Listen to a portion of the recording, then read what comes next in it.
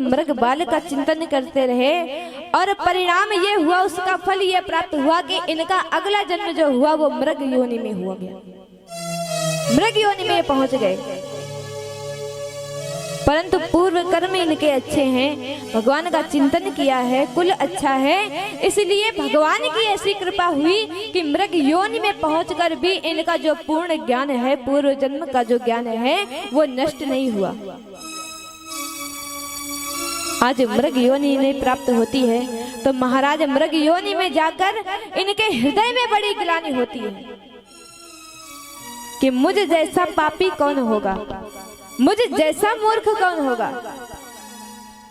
अरे भगवान ने जिसे इतना सुंदर अवसर प्राप्त कराए, मनुष्य जीवन दे कि मनुष्य जीवन तुम्हें प्राप्त होगा, तुम्हें भगवान की भक्ति प्राप्त होगी। आज मैंने उस मनुष्य शरीर का त्याग कर दिया और मेरी मुक्ति नहीं हो पाई। अंत समय में याद क्या रहा, ध्यान क्या रहा, एक मृग बाल का।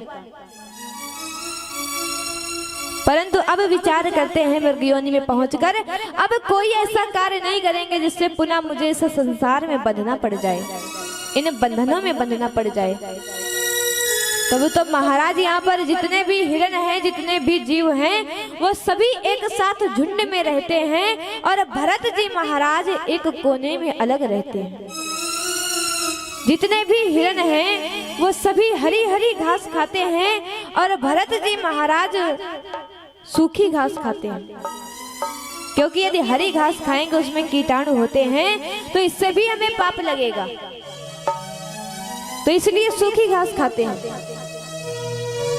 परंतु कहा जाता है कि कभी कभी वृक्षों में भी आपस के घर्षण हो जाते हैं, उनके भी कुछ ऐसे कर्म होते हैं। तो महाराज एक दिन होता क्या है कि वृक्षों में आपस में ही आग लग जाती है, पूरे वन में आग लग गई। तो जितने भी वहां पर जीव जंतु थे अपने अपने प्राणों को बचाकर भागते हैं, अपने अपने प्राणों को बचाकर भागे।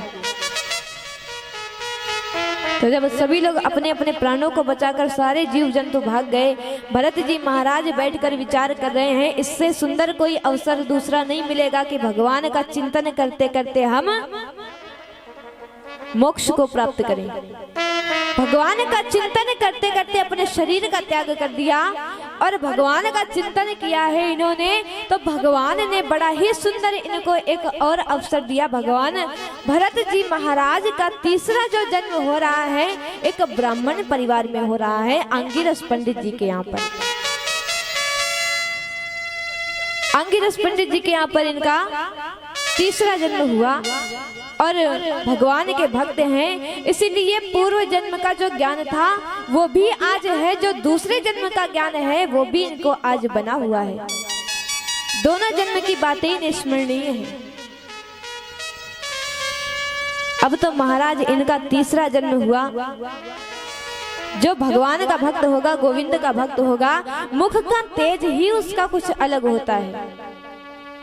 और जब मुख का तेज ही अलग होगा तो अब यहाँ पर इनके पिताजी विचार कर रहे हैं, इतना सुंदर बालक है मेरा, ये आगे चलकर मेरे कुल का नाम रोशन करेगा, ये कोई बड़ा पंडित बनेगा, विद्वान बनेगा। तो अब महाराज विद्वान तो है ही, क्योंकि इनके जो पूर्व में पिताजी थे ऋषभदेव जी महाराज, तो वो इनको उपदेश देते रहते थे, सो इनको ज्ञान अर्जित था। अब पिताजी ने यहाँ पर जब जनेऊ आदि संस्कार किए गए तो इनके कान में एक गायत्री मंत्र दे दिया और कहा कि बेटा आधा घंटा है तुम्हारे पास, आधे घंटे में इस मंत्र को याद करके मुझे सुनाओ। आधे घंटे का समय दिया। अब तो यहाँ पर भरत जी महाराज विचार कर रहे हैं कि जब पिताजी हमें गायत्री मंत्र दे रहे, ये कोई हमारी मुक्ति के लिए नहीं दे रहे। आज इन्होंने कहा है कि आधे घंटे में गायत्री मंत्र याद करके सुनाओ और कल को कहेंगे कि ये कोई दूसरा कार्य है, दूसरा मंत्र है, वो याद करके सुनाओ। फिर कहेंगे कि सत्यनारायण की कथा याद कर लो, कथा कहने जाना है। फिर कहेंगे किसी के मुंडन संस्कार में जाना है। उसके बाद में कहेंगे कि अरे वहां पर भैया विवाह हो रहा है, तो बेटा एक काम करो, हमारी तो उम्र हो गई, तुम जाकर विवाह करा दो जाके।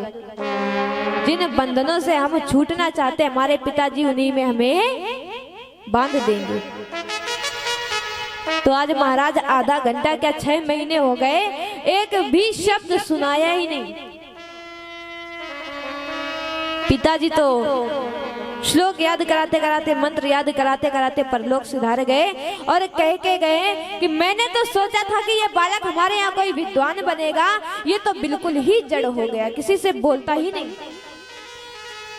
जब पिताजी ने कहा ये तो बिल्कुल ही जड़ हो गया, तो इनका नाम पड़ जाता है जड़ भरत। बोला जड़ भरत महाराज की, जड़ भरत नाम पड़ गया। अब तो महाराज पिताजी का अंत हो गया, उनकी मृत्यु हो गई।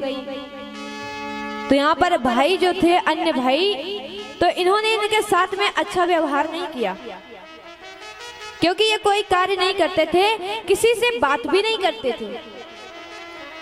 जो भोजन आप इन्हें दे दो वो भोजन ही वो प्राप्त कर लेते थे, ना कोई काम करना, ना किसी से बात करना, किसी से ईर्ष्या भाव भी नहीं रखते थे। तो जब यहाँ पर कुछ काम नहीं करेंगे, जो काम करेगा घर में व्यक्ति, तो वो उसका रुतबा ही अलग होता कि हम सबको कमा कमा कर खिलाते हैं और ये चुपचाप लेटे लेटे खाता रहता है।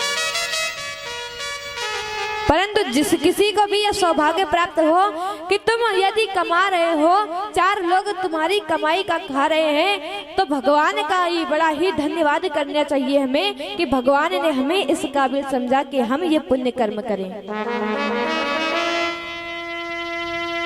तो यहाँ पर जब ये कुछ काम नहीं करते थे कि करते धरते कुछ काम न थे, करते धरते कुछ काम न थे, जो मिल जाए सो खाते थे।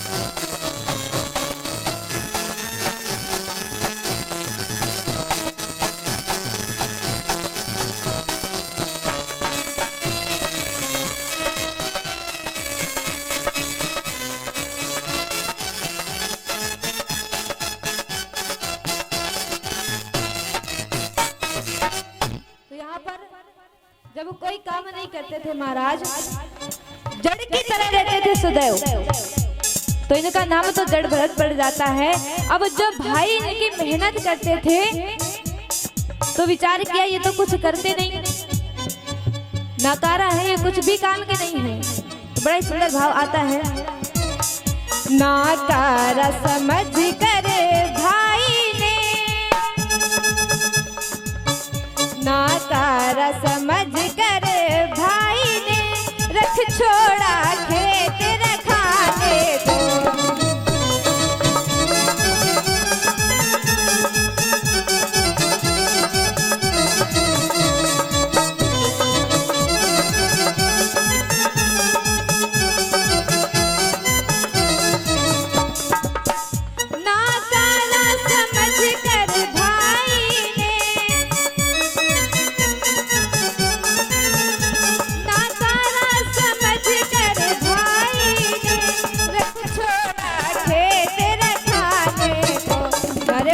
कान पति रहू गन ने,